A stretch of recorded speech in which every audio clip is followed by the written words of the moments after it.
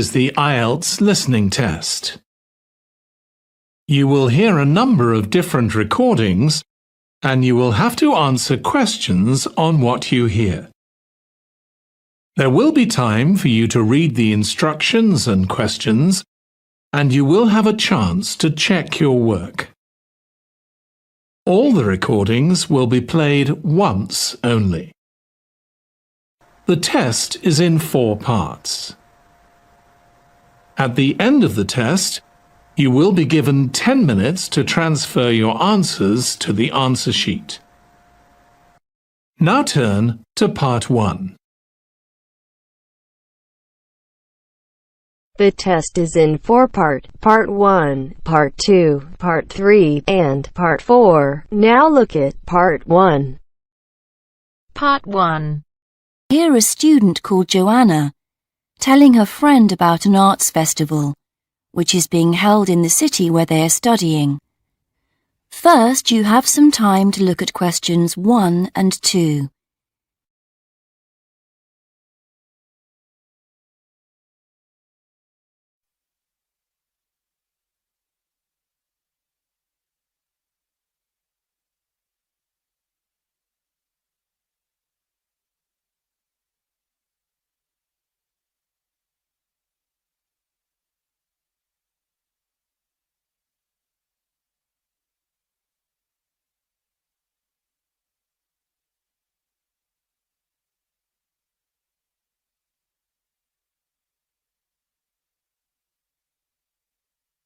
Now we shall begin.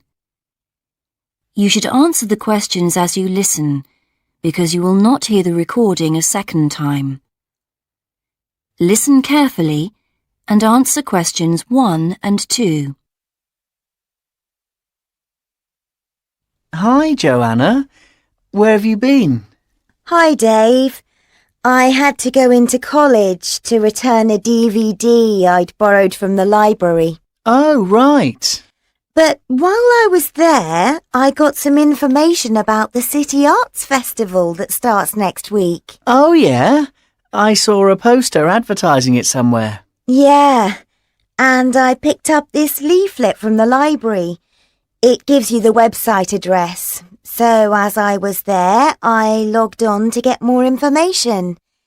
Actually, although they've got the full programme of events fixed now, you can't book online, which seems strange. There's a number to phone, though. And are there student discounts? I guess so, but I didn't notice. Anyway, there are 3 things I'd like to see. An Italian film, a rock concert, and an art exhibition. Oh. The exhibition's free, and you don't need to book, so I'll definitely go to that. But I'm going to get tickets for the film in case they sell out. Good idea. You can always buy concert tickets at the door because that's in a really big hall. Right. Before you listen to the rest of the conversation, you have some time to read questions 3 to 10.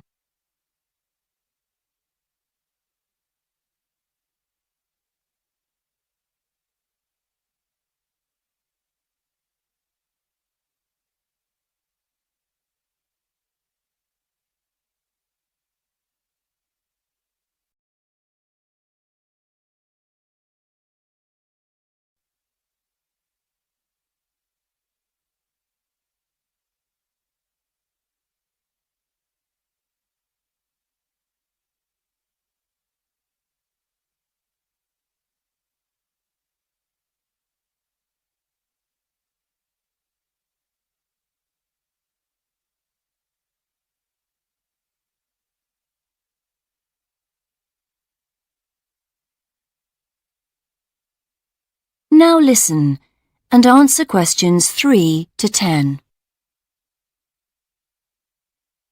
So, when does the festival actually start? Well, it's usually held the first week of October, but it's earlier this year for some reason. The opening night is September the 20th, and events go on till the end of the month.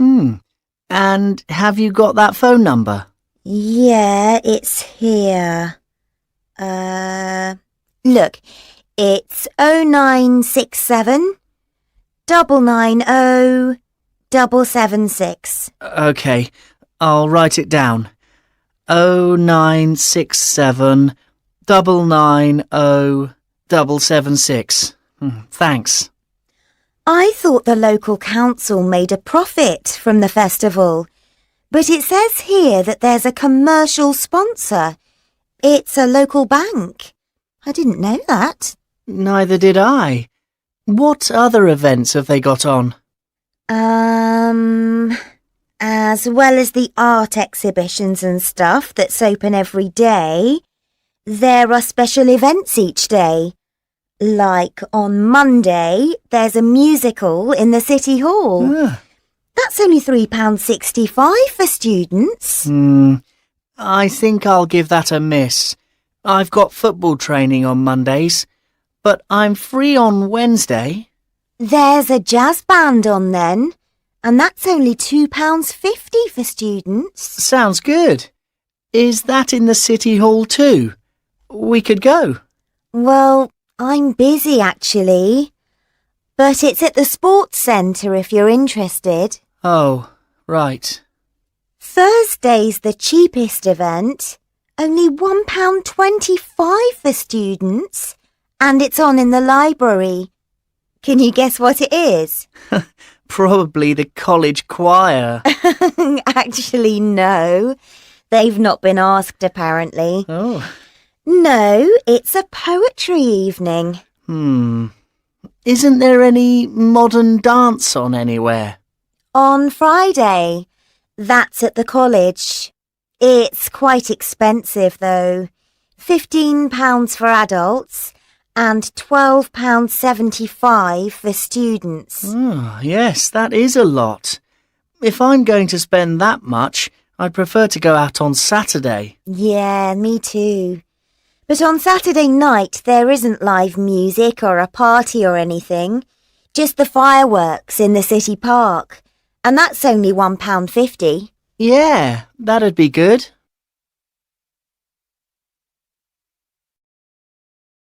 That is the end of part 1. You now have half a minute to check your answers.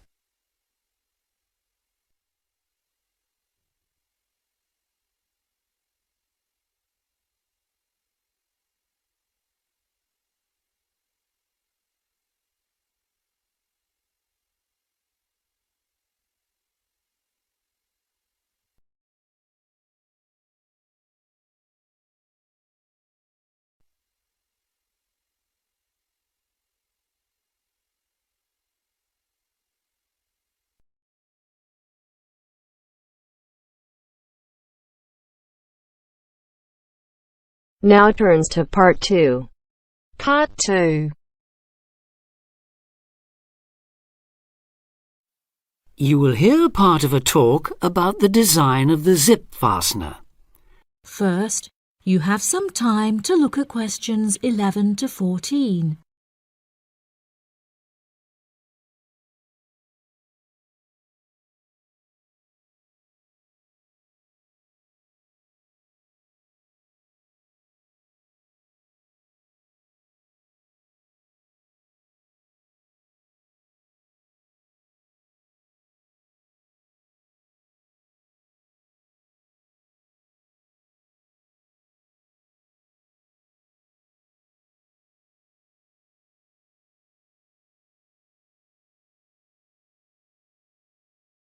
Now listen carefully and answer questions 11 to 14.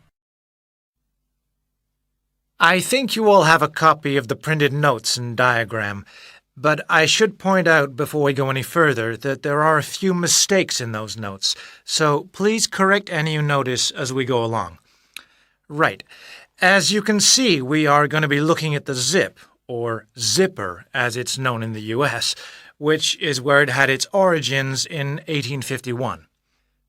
In fact, it was initially given the rather less catchy name of the automatic continuous clothing closure by the person that invented it, Elias Howe, who also designed the first sewing machine. It wasn't until 1893, though, that someone actually tried to market the zip, when Whitcomb Judson, another American inventor, took what he called the clasp locker to the World's Fair held that year in the U.S. His hook-and-eye system was a commercial disaster, and it was another 15 years before the buying public began to take an interest. This time, a more reliable model with facing sets of teeth named the hookless fastener, designed by a Swedish engineer called Gideon Sundback. Attached to clothing, purses, and other items, it sold quite well. Gradually, this new alternative to buttons caught on, as people realized the advantages of a fastener that only needed one hand to operate, that children could use, that left no visible gaps, and so on. The British firm Kinnock began producing and selling the ready fastener in large numbers in 1919, and a few years later the zipper, designed and given its modern American name by B.F. Goodrich, made Mr. Goodrich extremely rich indeed. Before you hear the rest of the programme, you have some time to look at questions 15 to 20.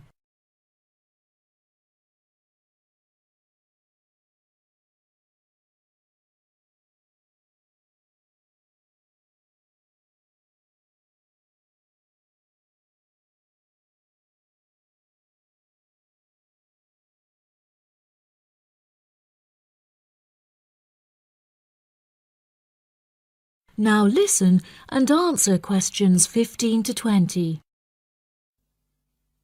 If its use in trousers was a major factor in establishing the zip as a fashion icon, despite its occasional tendency to trap parts of the wearer's anatomy, another major breakthrough came with the separable zip, the kind that opens at both ends.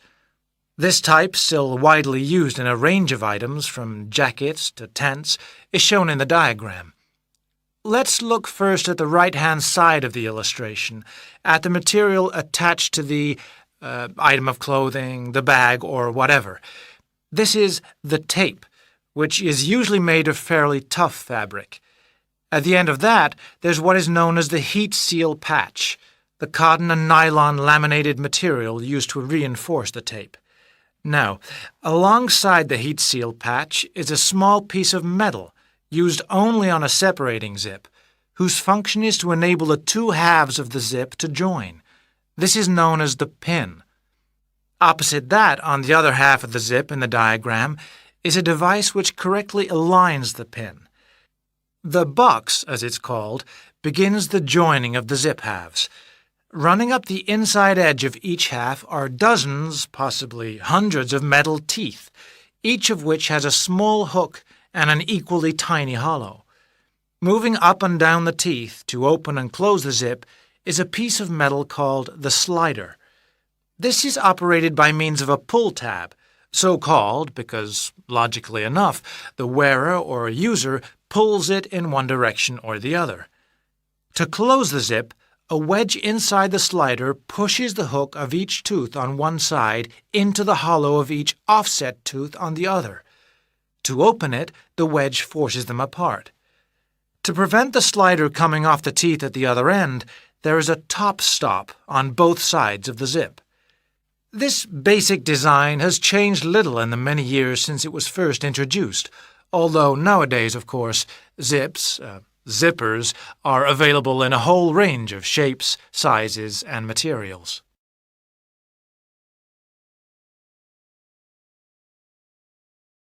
That is the end of part 2.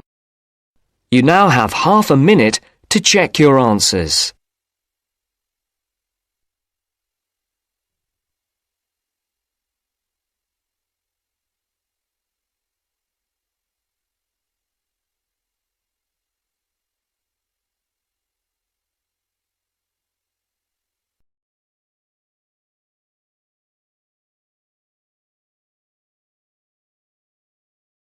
Now turns to part 3.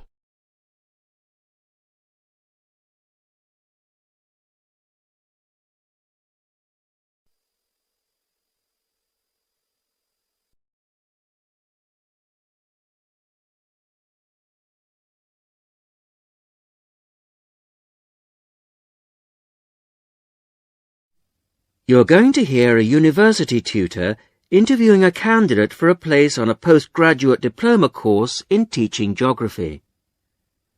First, you have some time to look at questions 21 to 27.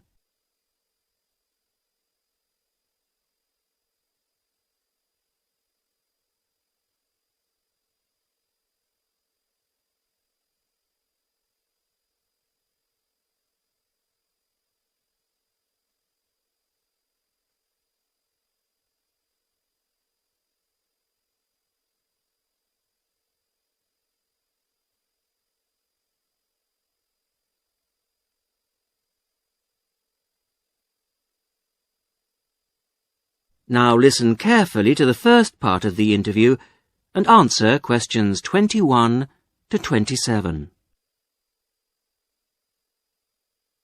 Hello. Jonathan Briggs, isn't it? Yes, that's right. Do come in and sit down. Thanks. Right. Well, Jonathan, as we explained in your letter, in this part of the interview, we like to talk through your application form, your experience to date, etc. And then in the second part, you go for a group interview. Group interview, yes, I understand. So, your first degree was in economics? Yes, but I also did politics as a major strand. And you graduated in 1989. And I see you've been doing some teaching. Yes, I worked as a volunteer teacher in West Africa. I was there for almost 3 years in total, from 1990 to 1992. How interesting. What organisation was that with? It's not one of the major ones. It's called Teach South. Oh, right. Yes, I have heard of it.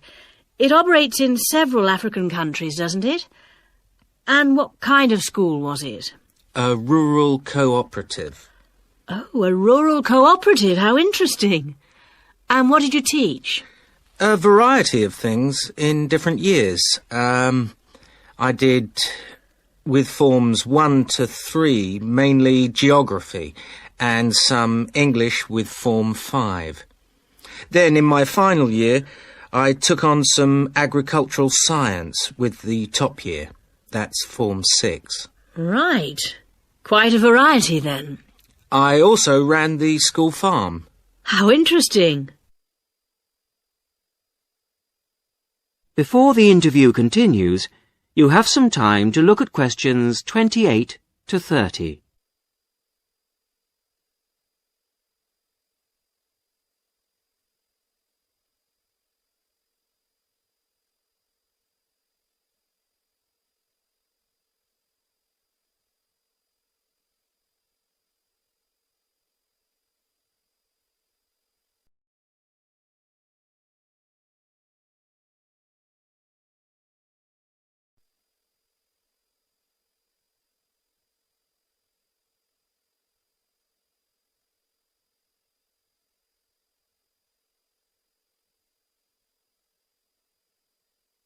Now listen to the rest of the interview and answer questions 28 to 30.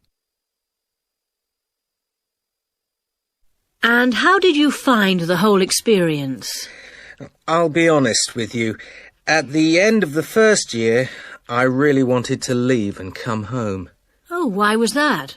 Well, I was very homesick at first and missed my family. Oh, yes, I can understand that. And I also found it frustrating to have so few teaching resources. But I did decide to stay, and in the end I extended my tour to a 3rd year. Right. Things must have looked up then. Yes, we set up a very successful project, breeding cattle to sell locally. Really?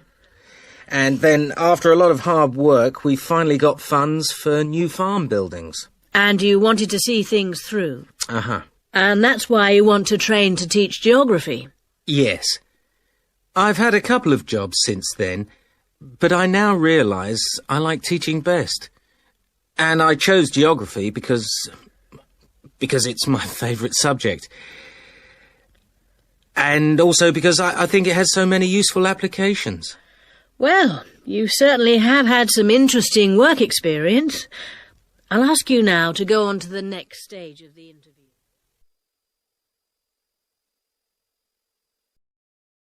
That is the end of part 3. You will now have half a minute to check your answers.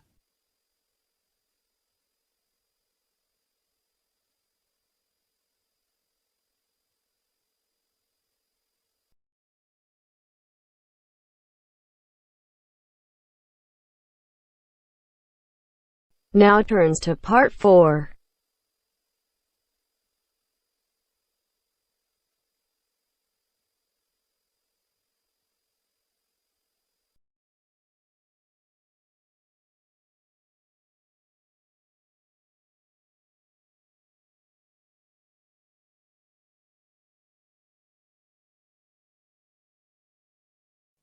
You will hear a presentation by a student about a website she has designed for a supermarket. First, you have some time to look at questions 31 to 40 on pages 113 and 114.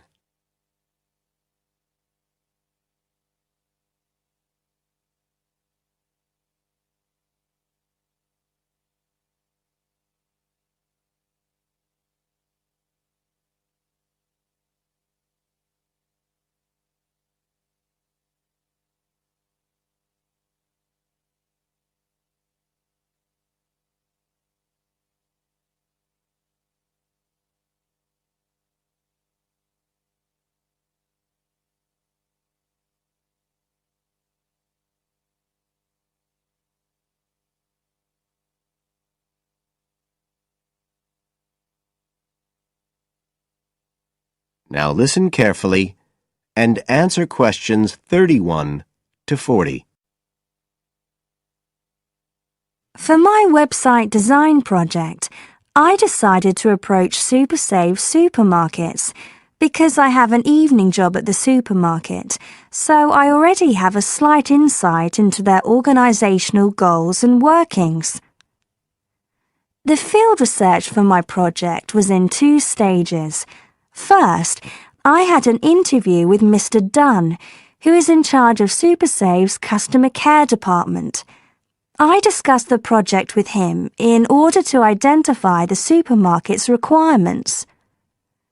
Mr. Dunn said customers are often unwilling to make a face-to-face complaint when they've experienced difficulties with a product or a member of staff or anything related to the supermarket.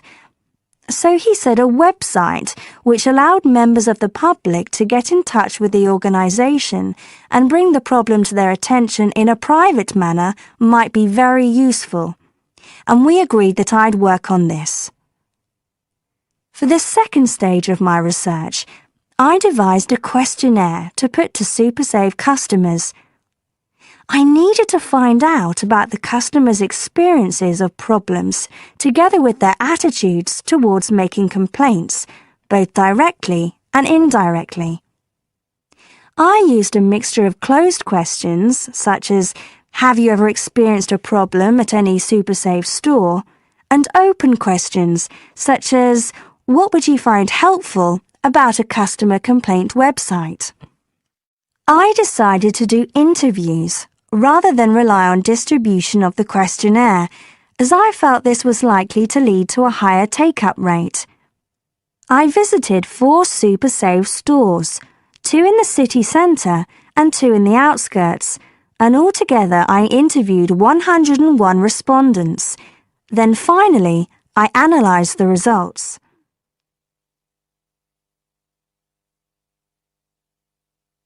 I found the results of the questionnaires to be very informative. I found that out of the total number of customers investigated, 64% had at some stage encountered a problem in a SuperSave store. Out of these people, the vast majority said that they hadn't reported the problem to any member of staff. They just kept it to themselves. The next thing I tried to find out was why they hadn't complained. Well, about 25% of the people I interviewed said the reason was that they couldn't be bothered, and a slightly smaller percentage said that they didn't have enough time. But 55% said the reason was that they felt intimidated. I finally asked if they would be more likely to complain if they didn't have to do it face to face, and nearly everyone I asked said that they would, 95% to be exact. I then set about designing the website to meet these needs. Once I'd completed the website, I made another appointment with Mr. Dunn to find out what he thought of it. Mr. Dunn said he felt that the pages would benefit his organisation by giving customers a new way of expressing their complaints and by making it easier to collect complaints, identify specific places where service and customer care were not as good as they should be, and act upon them accordingly. SuperSave is already a highly customer-orientated organisation, and he thought our website would be an excellent addition to their customer care effort. This is all well and good, but there still remains the general problem with websites, that there's a lack of access to online computers. Surprisingly, in my survey, I found that 88% of those interviewed had access to the internet, which I felt was quite high.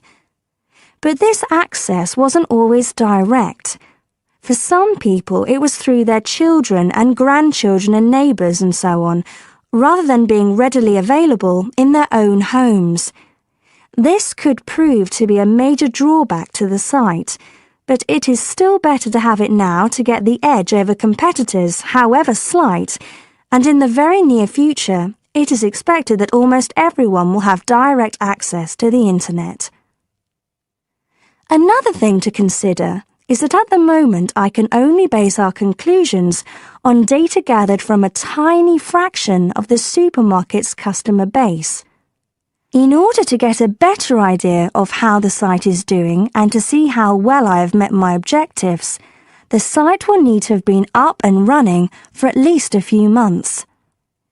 After this time, it'll be possible to see whether or not people are actually using the site and if it's helping to make improvements to their customer service. It would also be interesting to study the effect of the site on staff at the supermarket. Morale could be dented as more complaints come in. Staff may feel they are being unfairly criticised and that there is no need for another way for customers to complain. But also, the site could boost morale by making staff come together to overcome the constructive criticism, and they may gain more job satisfaction by knowing that they are making a difference to the customer. So, overall, I feel my website has met my objectives, but there is scope for improvement and expansion. Are there any questions? That is the end of part 4. You now have half a minute to check your answers.